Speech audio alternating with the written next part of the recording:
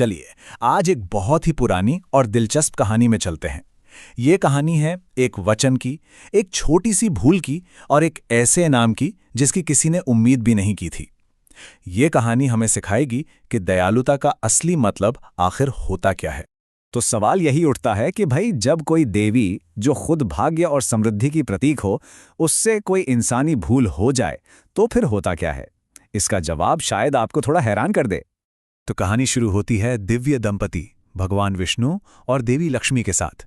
सोचिए, स्वर्ग में अनगिनत साल बिताने के बाद उन्होंने एक बहुत ही दिलचस्प फैसला लिया। हुआ यूं कि भगवान विष्णु को पृथ्वी पर आए काफी समय हो गया था, तो उन्होंने सोचा कि चलो एक चक्कर लगाकर आते हैं। अब देवी लक्ष्मी तो हमेशा उनके साथ रहती हैं, तो उन्होंने भी साथ चलने की इच्छा जताई। भगवान विष्णु मान तो गए, लेकिन उन्होंने एक बहुत ही सीधी सी मगर महत्वपूर्ण शर्त रख दी। नियम बहुत ही सरल था, लेकिन इसका अंजाम बहुत गहरा होने वाला था। भगवान विष्णु ने एकदम साफ साफ कह दिया था, देखो, पृथ्वी की सुंदरता का आनंद लो, जो करना है करो, पर कुछ भी हो जाए उत्तर दिशा की तरफ बिल्कुल मत देखना। और यही वो वचन था जो इस पूरी कहानी की नींव रखने वाला था। और बस जैसे ही वो पृथ्वी पर पहुंचे, एक पल की भूल ने सब कुछ बदल दिया और वो वचन टूट गया। आइए देखते हैं कि आखिर हुआ क्या था। जरा कल्पना कीजिए उस दृश्य की।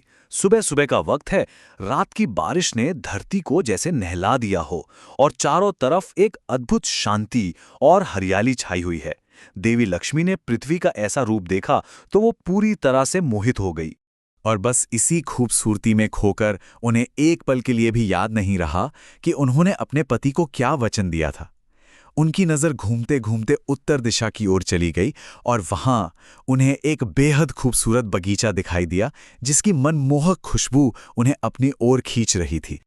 वो उस खुशबू का पीछा करते करते उस बगीचे में पहुंच गईं और एक सुंदर सा फूल तोड़ लिया। लेकिन जब वो वापस लौटी तो भगवान विष्णु को गुस्से में नहीं, बल्कि उनकी आंखों में आंसू देखकर हैरान रह गईं। उन्होंने लक्ष्मी को याद दिलाया कि किसी से बिना पूछे उसकी कोई भी चीज लेना ये तो धर्म के खिलाफ है। तो अब बारी थी अंजाम की। ये कोई मामूली सजा नहीं थी, बल्कि कर्म और धर्म के सिद्धांत पर आधारित एक ऐसा प्रायश्चित था जो एक देवी को सेवक की भूमिका में लाने वाला था। तो देखिए, अपराध सिर्फ एक फूल तोड़ने का नहीं था, ये एक बुनियादी सिद्धांत का उल्लंघन था, एक तरह से चोरी। भगवान विष्णु ने समझाया कि हर कर्म का एक फल तो होता ही है और इस भूल की सजा तो मिलनी ही थी। और सजा क्या थी? सजा थी पूरे 3 साल तक उस माली के घर में एक सेविका बनकर रहना जिसके खेत से वो फूल तोड़ा गया था। जरा सोचिए, जो खुद भाग्य की देवी हैं, वो अब एक सेवक बनने वाली थीं। और जिस माली के घर उन्हें अपना प्रायश्चित पूरा करना था, उसका नाम था माधव। एक बहुत ही नेक दिल, लेकिन उतना ही गरीब आदमी। वो अपनी पत्नी और 5 बच्चों के साथ एक छोटी सी झोपड़ी में रहता था और दिन रात फूलों के खेत में मेहनत करके जैसे तैसे अपने परिवार का पेट पालता था।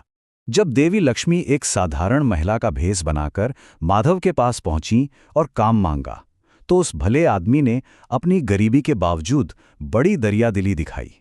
उसने कहा, देखो, मैं तो बहुत गरीब हूं, पर तुम मेरी चौथी बेटी बनकर हमारे साथ रह सकती हो।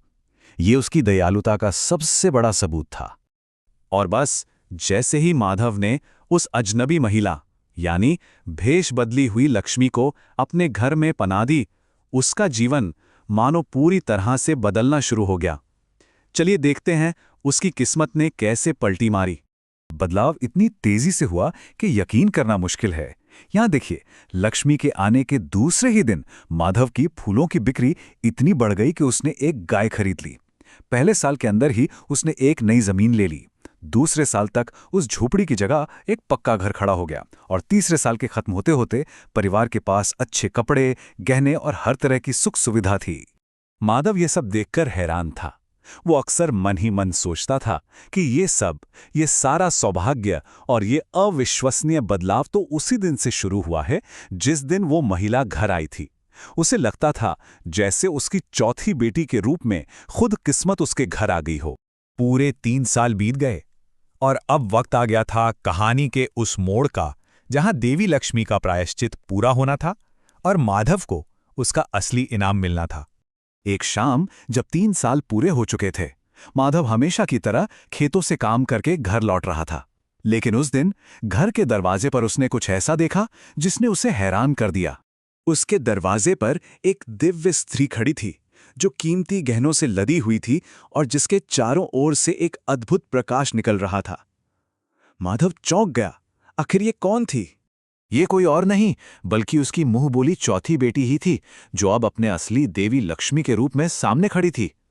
माधव और उसका पूरा परिवार उन्हें देखकर सन्न रह गया और अनजाने में हुई किसी भी भूल के लिए माफी मांगने लगा। लेकिन देवी लक्ष्मी तो बस मुस्कुराईं। उन्होंने कहा, माधव, तुम एक बहुत अच्छे और दयालु इंसान हो। तुमने मेरे साथ अपनी बेटी जैसा व्यवहार किया। इसके बदले में मैं तुम्हें ये वरदान देती हूं कि तुम्हारे जीवन में अब कभी भी सुख और समृद्धि की कोई कमी नहीं होगी। ये इनाम उसकी सेवा का नहीं, उसकी निस्वार्थ दयालुता का था। और ये कहकर देवी अपने दिव्य निवास को लौट गईं। ये कहानी हमें एक गहरे सवाल के साथ छोड़ जाती है। हम कभी नहीं जानते कि दयालुता का एक छोटा सा काम हमारे जीवन में कौन से बड़े और अनचाहे आशीर्वाद ला सकता है ना? इस पर जरूर सोचिएगा।